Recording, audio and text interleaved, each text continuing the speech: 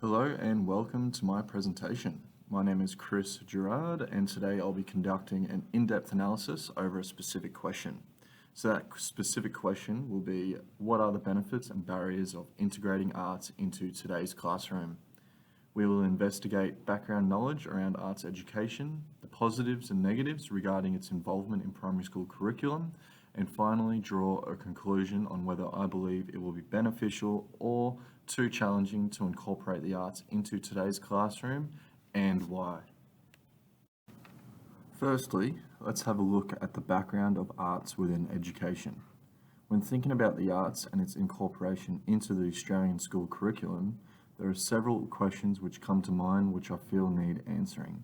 Questions such as, what is arts education and what does it encompass? What are the 5 subjects within the arts and how do they interrelate? Is arts education perceived to be valued or undervalued in comparison to other subjects within the curriculum? By answering these questions, we can more greatly understand and investigate how the incorporation of the arts can be beneficial yet challenging. So, what is arts education? According to the introduction section of the ACARA website, the arts have the capacity to engage, inspire, and enrich all students, exciting the imagination and encouraging them to reach their creative and expressive potential. Students are provided with opportunities to learn how to create, design, represent, communicate, and share their imagined and conceptual ideas, emotions, observations, and experiences. Arts education encompasses such a broad range of topics that can ultimately enhance a student's overall academic performance and well-being. The arts within the school curriculum are broken down into 5 separate subjects.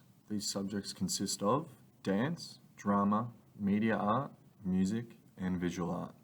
Whilst all these 5 subjects are interrelated and have close relationships to each other, they are all taught in a distinct way that reflects their own body of knowledge, understanding, and skills.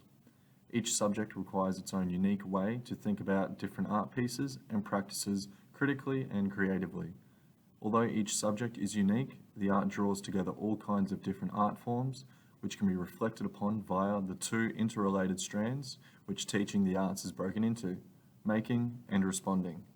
The intrinsic connection between the 2 strands allows them to inform and support each other, where students are provided with learning experiences which meet their needs and interests. Is arts education valued or undervalued in comparison to other subjects within the Australian primary school curriculum? This is not an easy question to answer due to the many conflicting viewpoints found in much literature. As an overall, I found that there has been a misconception that arts are not viewed as an academic subject and therefore its importance has been negatively impacted within the curriculum.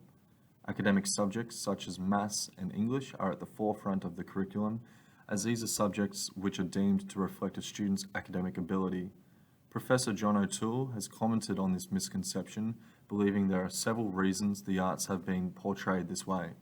These reasons consist of a perception that the arts represent a form of elitism only accessible to the highly educated, a lack of confidence or expertise with particular or all art forms, the continued dominance of traditional academic curricula as the main passport for entering tertiary education.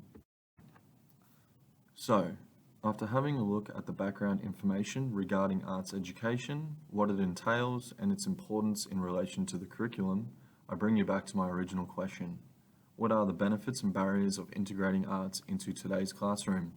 This is where I will conduct an in-depth analysis of the positives and negatives surrounding arts integration and make a final judgment regarding whether it should be integrated into the curriculum. Firstly, let's dive into the benefits of integrating arts. Why is integrating arts into the classroom beneficial for students?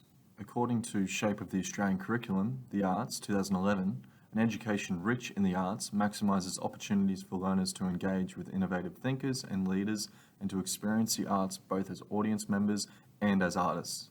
Such an education is vital to students' success as individuals and as members of society, emphasising not only creativity and imagination, but also the values of cultural understanding and social harmony that the arts can engender. According to Crawford, 2004, for children to be problem solvers and understand the processes around critical thinking, They need the ability to understand how things work and develop their curiosity. Crawford believes there are 6 reasons as to why arts integration is beneficial in the classroom and when teaching the curriculum. These reasons are: the arts make content more accessible, the arts encourage joyful active learning, the arts help students make and express personal connections to content, the arts help children understand and express abstract concepts, the arts stimulate higher level thinking, and the arts build community and help children develop collaborative working skills. Instrumental benefits relate to a specific subject within the arts being used as a vehicle for achieving learning outcomes or benefits within a different subject area. An example of this is by studying music. Students can ultimately improve their ability to read and increase their vocabulary. According to Wink, some of the benefits which can be obtained via studying the arts are increased overall intelligence, critical thinking, social resiliency, creativity, and/or academic achievement. These benefits support the argument for integrating arts into the classroom curriculum because students aren't just receiving intrinsic benefits, meaning benefits directly related to the arts. They are also able to benefit in learning areas which aren't related to the arts, ultimately increasing the overall value of teaching the arts. When looking at the challenges and barriers surrounding art integration, Russell and Zemblas found that academic subjects sometimes led to improvement in an academic subject, but the improvement was not significant when compared with the traditional approach to teaching the same subject. It was also made known the danger around the expectation that integrating the arts will result in improved academic results. Integration will ultimately be blamed if improvement is not evident. Artists' concerns include fears that integrating the arts across the curriculum undermines the disciplinary understanding and experience of an art and could lead to the disappearance of art specialists in schools. Although integrating the arts into today's classroom can be greatly beneficial for the development of young students, there are many present barriers which restrict the incorporation of this subject into a teacher's curriculum. Some of the common challenges which I've found from multiple different types of literature consist of lack of teacher expertise, knowledge, and confidence within each subject field of the arts and teaching these subject areas, a lack of funding, curriculum overload, meaning there is already too much curriculum to teach with not enough time, the broad scope of subject content within creative arts, and the perception of the value and status given to the creative arts. A combination of these barriers has led to the misconceptions surrounding the arts and its integration into the primary school curriculum and classroom. After reviewing the benefits and barriers around art integration into the classroom, it poses the question, do the benefits outweigh the challenges surrounding this subject? I feel as if the arts are a pivotal subject within the primary school curriculum and should be integrated into the classroom.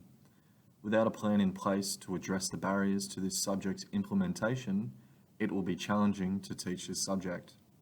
I feel as if the benefits far outweigh the barriers, and the majority of the literature support the fact that this subject should be valued the same way as any other academic subject. This is due to the developments and benefits students can receive. Benefits such as developing creative, critical, and higher level thinkers, developing collaborative working skills, increased academic achievement and overall performance, and it encourages a joyful and active learning style. Finally, I have a list of all the academic resources and references I've used for this presentation. Thank you for watching, and I hope you've learnt something new today. Goodbye.